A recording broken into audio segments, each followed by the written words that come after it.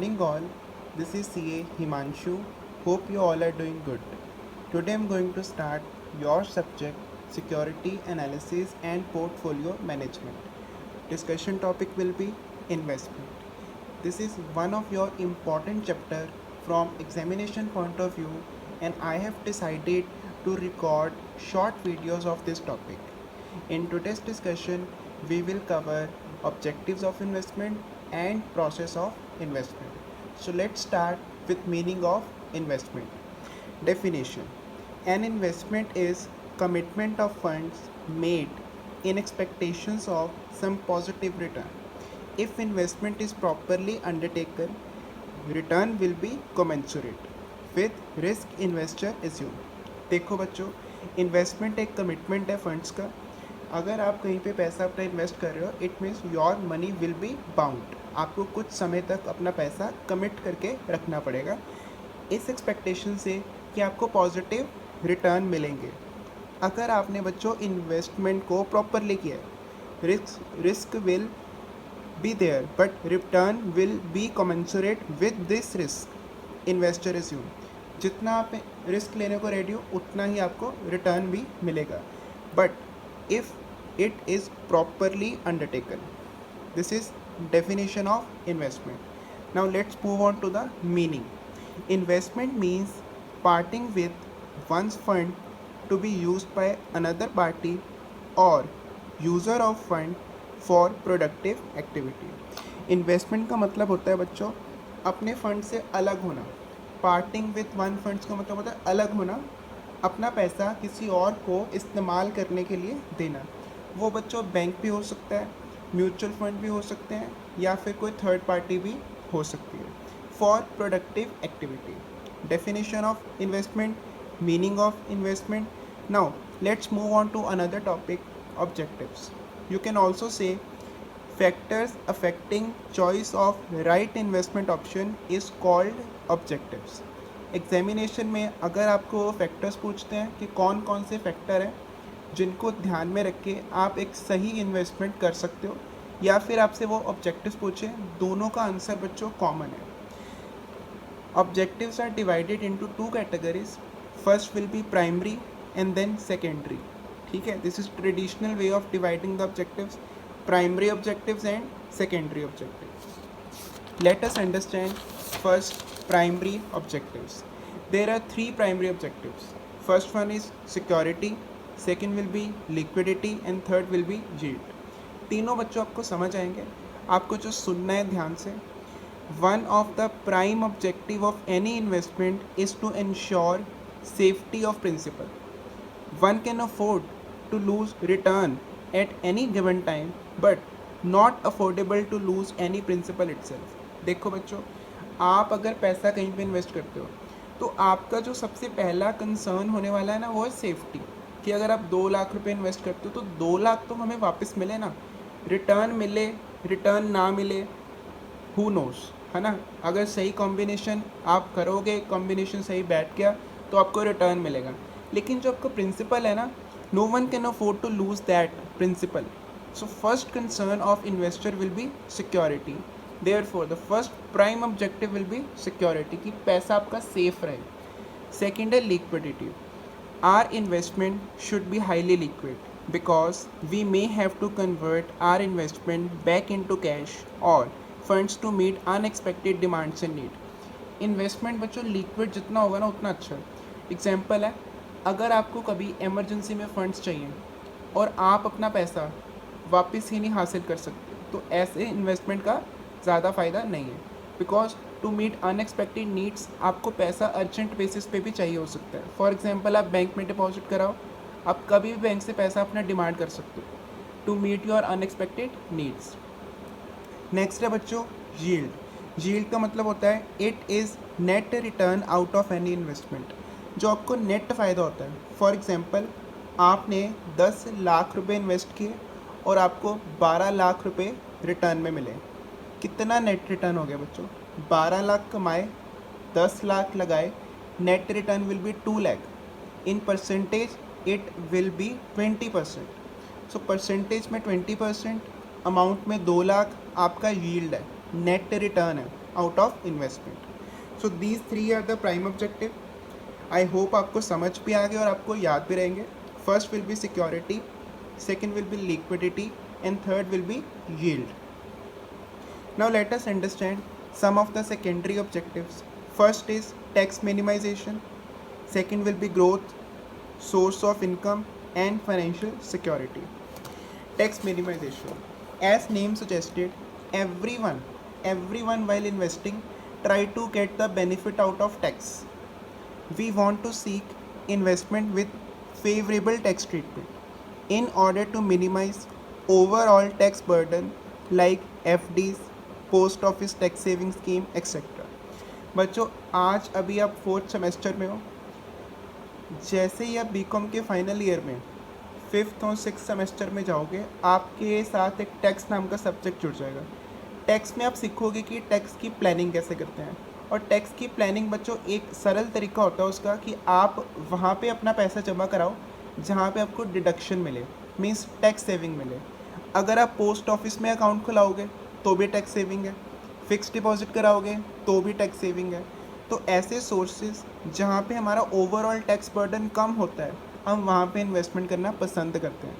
For example tax minimization. जैसे अभी recently prime minister ने कोविड-19 के लिए एक फ़ंड बनाया और उसमें लिखा हुआ है फ़ंड में कि अगर आप इस फंड में पैसा डोनेट करोगे टू फाइट कोविड-19 तो उस पैसे का आपको डिडक्शन मिलेगा while filing your income tax return. तो डिडक्शन मिल रही है, टैक्स सेविंग हो रही है, अच्छे काम के लिए पैसा लगा रहे हो, कोविड-19 की फ़ाइट के लिए लगा रहे हो, नेशन बिल्डिंग में लगा रहे हो, तो अच्छा ये टैक्स मिनिमाइजेशन भी हो रहा है और हमारी टैक्स की प्लानिंग भी हो रही है. Next objective, secondary objective will B growth. Majority of investor invest to receive the capital gain, which means they want their invested amount to grow. हर एक इन्वेस्टर का बच्चों टारगेट होता है कि जितना पैसा उसने इन्वेस्ट किया वो ग्रो करे. फॉर एग्जांपल अब 10 लाख रुपए लगाए हैं तो 11 लाख रुपए मिले मुझे after a certain period of time. तो ग्रोथ भी हमारा ऑब्जेक्टिव होता है. उस पर्पज़ को सॉल्व करने के लिए कुछ एग्जांपल्स हैं. म्यूचुअल फंड में पैसा लगाओ, गोल्ड में पैसा लगाओ, प्रॉपर्टी में पैसा लगाओ, कॉमोडिटी में पैसा लगाओ. कॉमोडिटी मतलब शेयर मार्केट का एक ये पार्ट होता है, कॉमोडिटी एक्सचेंज. नेक्स्ट है बच्चों source of income. Some investor invest with aim of generating second source of income by investing surplus money in these kind of investment. So they invest in the product that offer regular income like bank fix deposit. अब बच्चों एक ये भी M होता है कि अगर मैं कहीं पे इन्वेस्ट करूँ तो मुझे रेगुलर इनकम आए. फॉर एग्जांपल मैंने प्रॉपर्टी में इन्वेस्ट किया और प्रॉपर्टी को लेट आउट कर दिया, किराए पे दे दिया, जिससे मुझे मंथली इनकम जनरेट होती है. मैंने बैंक में डिपॉजिट करा दिए जिससे मुझे मंथली इंटरेस्ट मिलता है. तो ऐसे इनकम के सोर्स को जनरेट करना जिससे हमें सेकेंडरी इनकम मिले, मतलब साइड बाय साइड कुछ ना कुछ पैसा हमें मिलता रहे, उसको बोलते हैं सोर्स ऑफ इनकम. हमारा ऑब्जेक्टिव बन जाता है to generate the second source of income. Next है financial security. Some investor invest with aim of long-term needs. They want to achieve financial independence in long period. Example, investing for post office retirement period or education of children. अब बच्चों कुछ investor का target होता है कि हम अगर अभी पैसा इन्वेस्ट करेंगे तो फ्यूचर में मुझे रिटायरमेंट के बाद रेगुलर इनकम आती रहेगी, मेरे बच्चों की पढ़ाई के लिए मुझे रेगुलर इनकम आती रहेगी, मेरी बेटी की शादी के लिए मुझे इनकम आएगी. तो अलग अलग तरह की प्लानिंग होती है, हमारा अलग अलग ऑब्जेक्टिव होता है, लेकिन इन सब में कॉमन क्या है, लॉन्ग टर्म, दूर की सोचना. तो ये भी हमारा फाइनेंशियल सिक्योरिटी, इसमें पैसा लगाना, फाइनेंशियल सिक्योरिटी भी एक तरह का ऑब्जेक्टिव होता है. तो 4 सेकेंडरी ऑब्जेक्टिव हो गए. पहला टैक्स मिनिमाइजेशन, दूसरा ग्रोथ, तीसरा source of income, fourth is financial securities. ठीक है, फाइनेंशियल सिक्योरिटी मतलब फ्यूचर में जाके मुझे को पैसे की ज़रूरत पड़े तो फंड्स अवेलेबल हो, लॉन्ग टर्म प्लानिंग करना, फाइनेंशियली सिक्योर फील करना. ठीक है बच्चों, 4 ऑब्जेक्टिव आपके सेकेंडरी हैं और 3 ऑब्जेक्टिव आपके प्राइमरी हैं. प्राइमरी ऑब्जेक्टिव आपने कौन से सीखे, सिक्योरिटी होनी चाहिए, लिक्विडिटी होनी चाहिए, यील्ड होनी चाहिए. सेकेंडरी ऑब्जेक्टिव क्या है, टैक्स कम से कम हो, ग्रोथ हो, सोर्स ऑफ इनकम हो और फाइनेंशियली सिक्योर हो जाए हम, फाइनेंशियल सिक्योरिटी. ठीक है,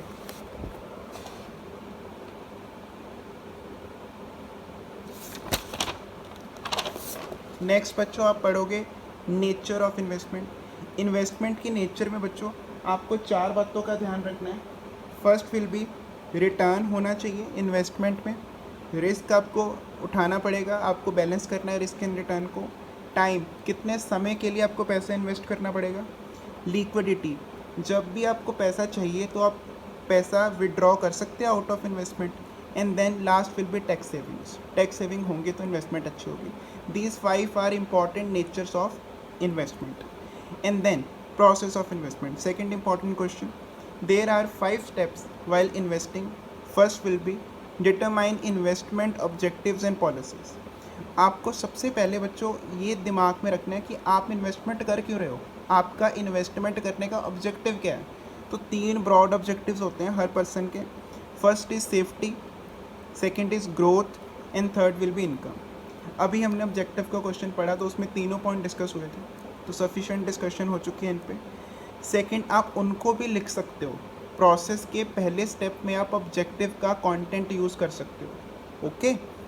सेकंड है undertaken the security analysis.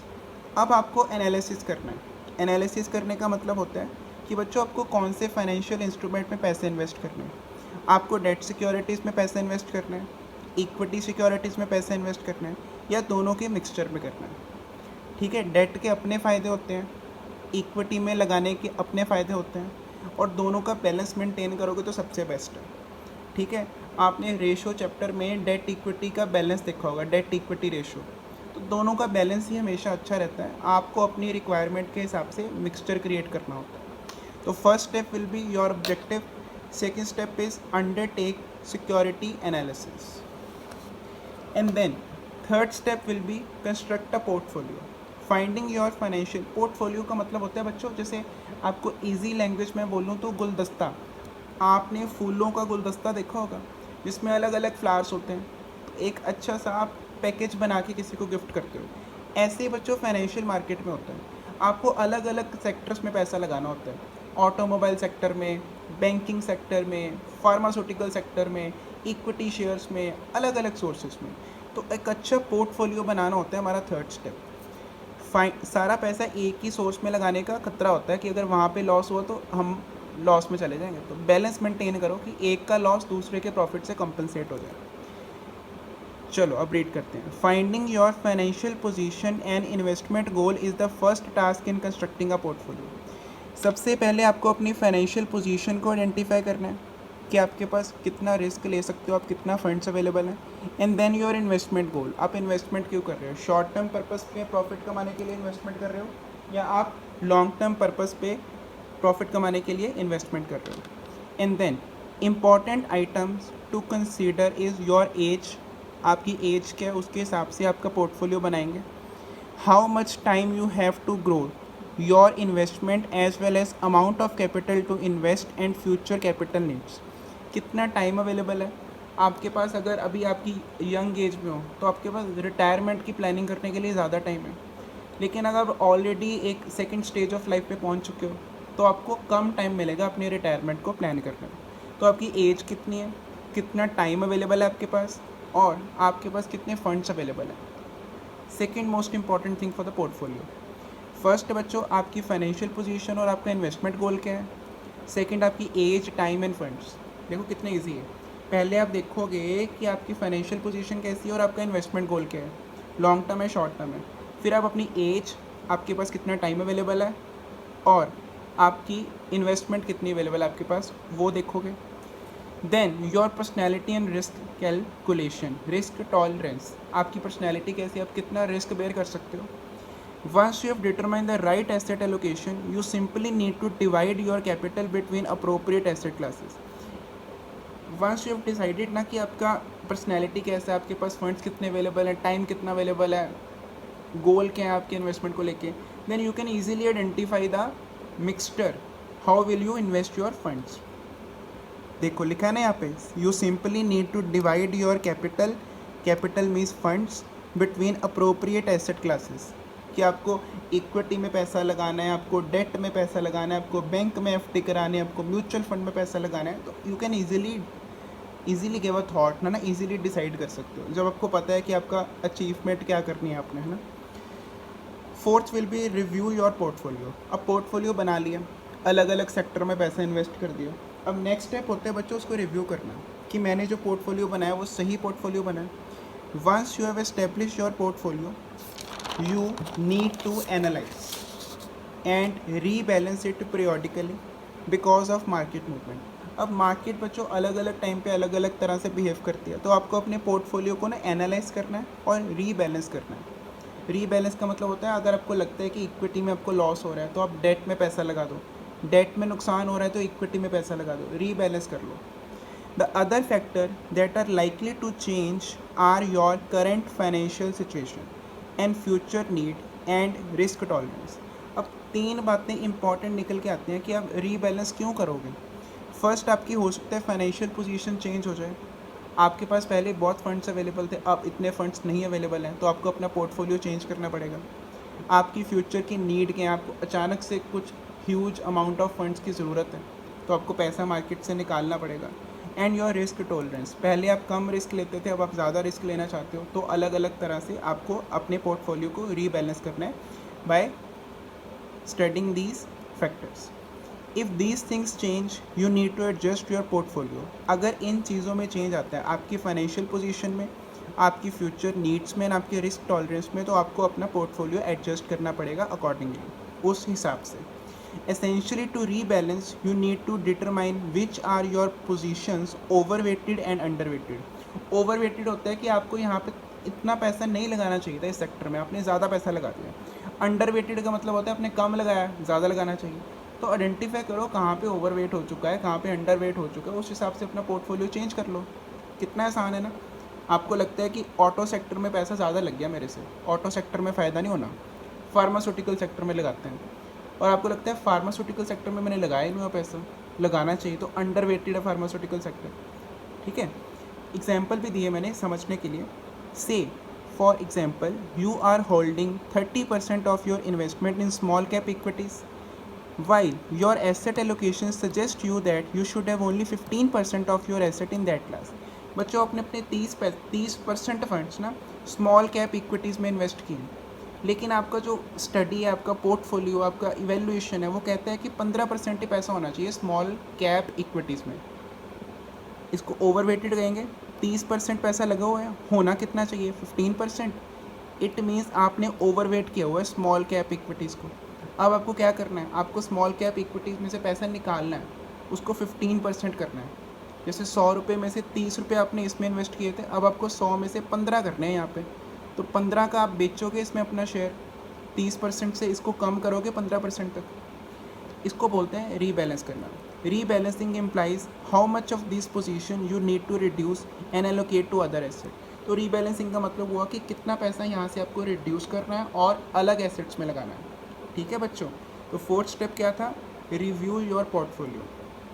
First था आपके गोल्स क्या है ना। फर्स्ट स्टेप क्या किया हमने, आपके गोल्स क्या हैं। सेकंड, सिक्योरिटी एनालिसिस करो, आपको डेट में पैसा लगाना है, इक्विटी में पैसा लगाना है। थर्ड स्टेप था पोर्टफोलियो कंस्ट्रक्ट करो। फोर्थ था पोर्टफोलियो को रिव्यू करो। एंड लास्ट स्टेप है बच्चों, evaluate the performance of portfolio. It refers to evaluation of the performance of investment portfolio. It is essentially comprises of 2 function. अब evaluation को बच्चों मैंने 2 हिस्सों में डिवाइड किया है समझने के लिए।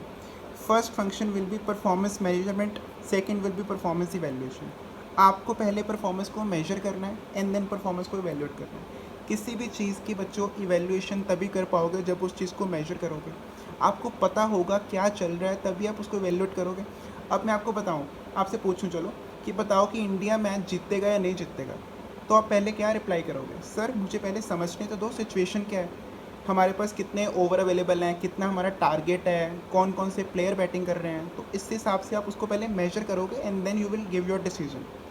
Performance measurement, it is an accounting term which measure return earned on portfolio during investment period. सबसे पहले आप कैलकुलेट करोगे कि आपको कितना रिटर्न मिल रहा है। ठीक है, ये अकाउंटिंग टर्म है।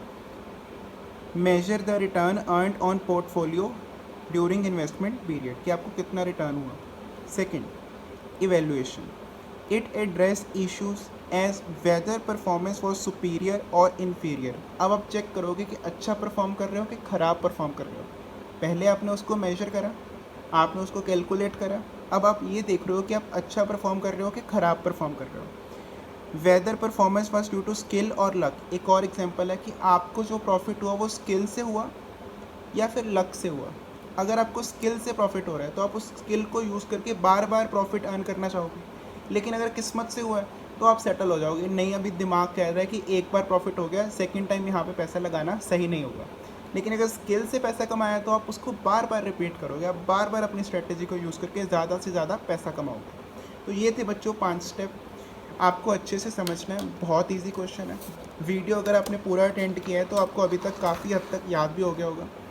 First will be your objectives and policies, determine it. Second, security analysis करो, शॉर्ट टर्म डेट में पैसा लगाना है कि इक्विटी में पैसा लगाना है। Then you will construct a portfolio, review your portfolio, and then last step होता है बच्चों इवेलुएट करना अपनी परफॉर्मेंस को, जिसमें 2 स्टेप हैं, परफॉर्मेंस को मेजर करना और परफॉर्मेंस को इवेलुएट करना। ये थे बच्चों आपके 2 क्वेश्चन। फर्स्ट क्वेश्चन हमने आज किया जो मेन इंपॉर्टेंट क्वेश्चन है, ऑब्जेक्टिव, एंड देन हमने किया प्रोसेस। साथ में मैंने नेचर्स के पॉइंट भी बताए थे, नेचर ऑफ इन्वेस्टमेंट के। तो बेसिकली 2 क्वेश्चन आज कवर हुए हैं। ऐसे बच्चों में 20-20 मिनट की वीडियोस बनाऊंगा इन्वेस्टमेंट चैप्टर पे और आगे वाले फॉलोअप चैप्टर्स पे, for your paper security analysis and portfolio management. Thank you so much for attending the video. और अगर चैनल को सब्सक्राइब नहीं किया है तो अभी तक सब्सक्राइब कर लो for the awesome content related to your studies. Thank you so much.